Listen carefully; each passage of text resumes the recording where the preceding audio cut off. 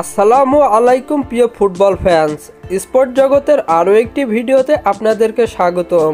November মাসের শেষ প্রীতি match খেলতে গত 14 নভেম্বর অ্যাঙ্গোলার বিপক্ষে মাঠে নেমেছিল বিশ্ব চ্যাম্পিয়ন আর্জেন্টিনা।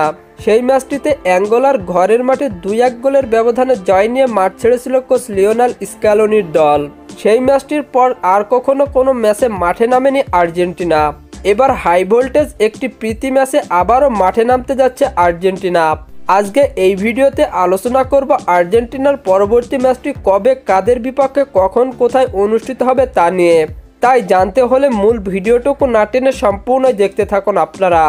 নভেম্বরের প্রীতি ম্যাচ শেষে এবার আবারও প্রীতি ম্যাচ খেলতে মাঠে নামছে আর্জেন্টিনা, যেখানে 2026 বিশ্বকাপের আগে নিজেদের দলকে আরও শক্তিশালীভাবে প্রস্তুত করতে নিজেদের পরবর্তী প্রীতি ম্যাচে এবার ইউরোপের দল অস্ট্রেলিয়ার বিপক্ষে মাঠে নামছে আর্জেন্টিনা।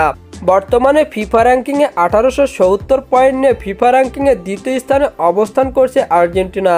অন্যদিকে 1584 পয়েন্ট নিয়ে ফিফা র্যাঙ্কিংয়ের 25তম স্থানে রয়েছে অস্ট্রেলিয়া।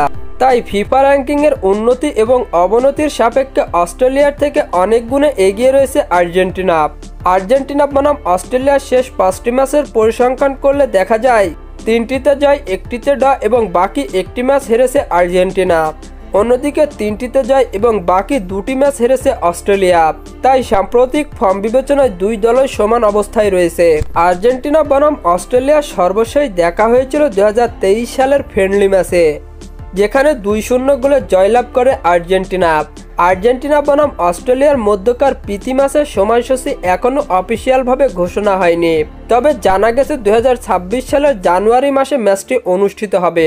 ফুটবলের আপকামিং ম্যাচ শিডিউলের সকল নিউজ এবং আপডেট পেতে আমার চ্যানেলটি সাবস্ক্রাইব করে পাশেই থাকবেন। ধন্যবাদ সবাইকে।